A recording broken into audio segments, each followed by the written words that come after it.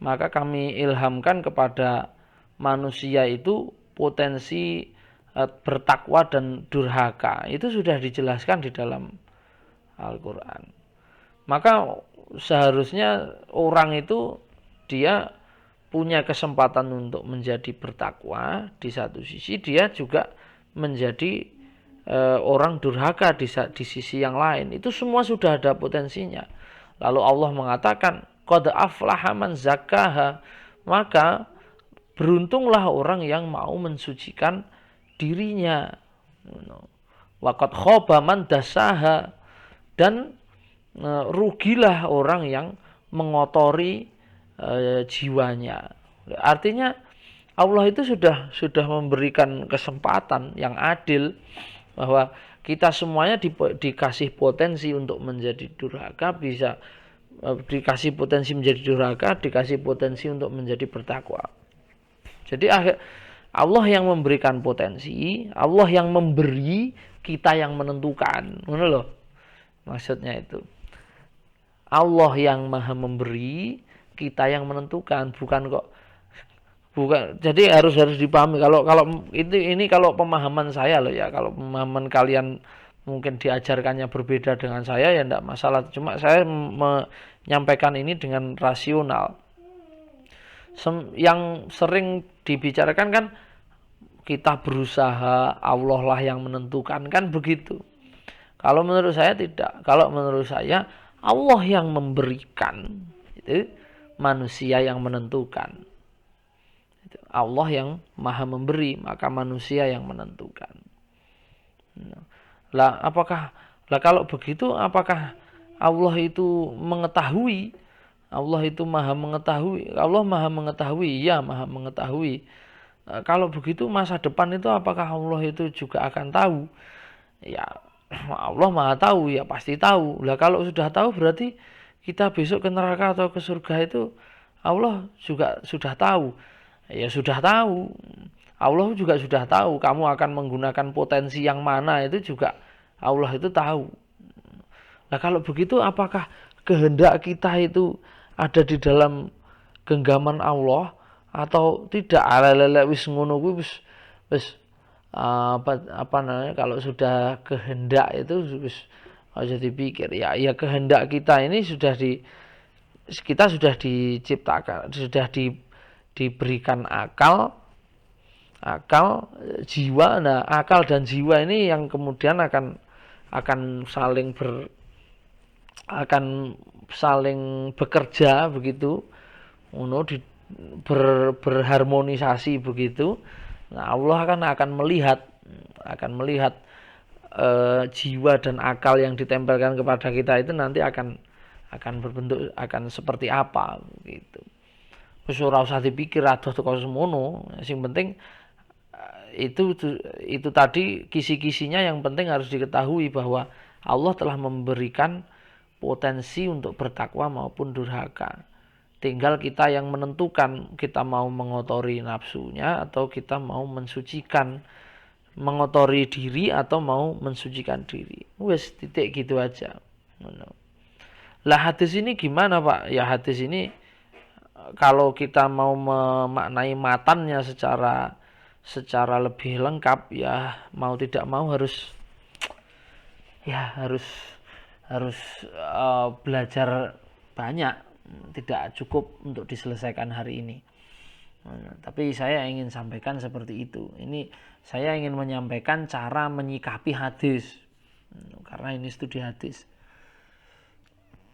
Nah, hadisnya bukan yang ini. Hadisnya adalah tsumma yunfahu fihi ruh. Nah, ini. Mari kita cari ya, sudah ketemu hasil pencariannya, cepat sekali. Nah, ini hadis ini diriwayatkan oleh Bukhari, kemudian Abu Dawud, Ahmad bin Hambal, dan banyak lagi yang lainnya. Hadis ini diriwayatkan dari sahabat Abdullah bin Mas'ud. Abdullah bin Mas'ud itu sahabat senior juga. kalau melihat dari ya track recordnya ya Abdullah bin Mas'ud ini ya bagus, orangnya bagus ya, lama ikut Nabi. Kalau secara kredibilitasnya ya kita harus banyak baca sejarah biar lebih objektif, tidak hanya berdasarkan dari ya. Jadi barangkali begini, kita selama ini menilai rawi hadis itu selalu dari jarh wa ta'dil gitu. Selalu dari jarh wa ta'dil. Jarh wa ta'dil ini kan berisi komentarnya orang. Abu Hatim mengatakan sikoh, kemudian Ibnu Hajar al-Asqalani mengatakan huwa sahabiyun, kan hanya begini-begini aja. Nah, kalau begini ini kan pendapat orang. Nah, pendapat orang itu namanya pendapat orang, tidak akan mungkin bisa objektif 100%. Pasti ada sisi-sisi subjektifnya. Kalau misalkan kebetulan dia suka, ya pasti penilaiannya akan bagus. Tapi kalau misalkan tidak, ya penilaiannya ya tidak bagus. Nah, untuk menghindari subjektivitas begitu itu, maka kita perlu melakukan yang namanya telaah historis.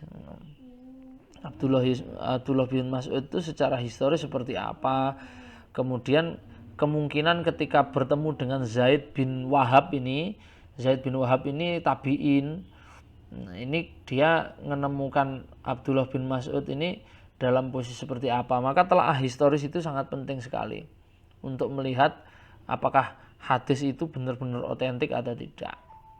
Meskipun sahih lah, selama ini sahih itu kriterianya hanya itu ya. Riwayatnya mutasil, sanadnya sambung, kemudian semua rawinya sikoh, tidak ada cacat, hanya gitu dah. Lele misalnya ternyata terus sekarang rawi-rawi itu dinilai dari sikoh dan tidaknya. Lah sikoh tidaknya itu didasarkan atas bukan didasarkan atas telaah historis, tapi dari jarh wa ta'dil atau komentar para ulama. Lah sedangkan telaah historisnya tidak dilihat, kita kan repot. Loh, lah tapi kan para ulama yang memberikan penilaian itu juga sudah tahu sejarah, yudurung karuan, murah didudohne. Tapi kalau misalkan kita itu membaca dari sejarahnya itu bisa. Ya kalau sejarah sahabat mungkin masih ada Pak, tapi kalau sejarahnya rawi-rawi yang lain seperti Hasan bin Robi, Abul Ahwas, A'maz, Zaid bin Wahab itu gimana nyarinya? Wah, ada kitab-kitab yang membahas tentang biografi atau profil-profil tokoh itu, dan itu banyak sekali. Syiaru Alamin Nubala, kemudian Tobaqatul Kubro, itu kitab-kitab yang membahas tentang profil-profilnya para sahabat, kemudian juga para tabiin, itu banyak yang dibahas di situ. Maka seharusnya bisa dipakai sebagai rujukan. Dan kalau kita lihat secara historis ya Abdullah bin Mas'ud itu ya sama seperti manusia-manusia pada umumnya lah ya. Ya kadang ya bertengkar sama teman-temannya begitu, bertengkar sama Sa'ad bin Abi Waqqas dan sebagainya. Nggak cocok sama sahabat ini, nggak pro sama sahabat ini, ya itu biasa. Nah itu harus kita pahami juga begitu loh. Nah terus kalau hadis ini coba kita lihat ya.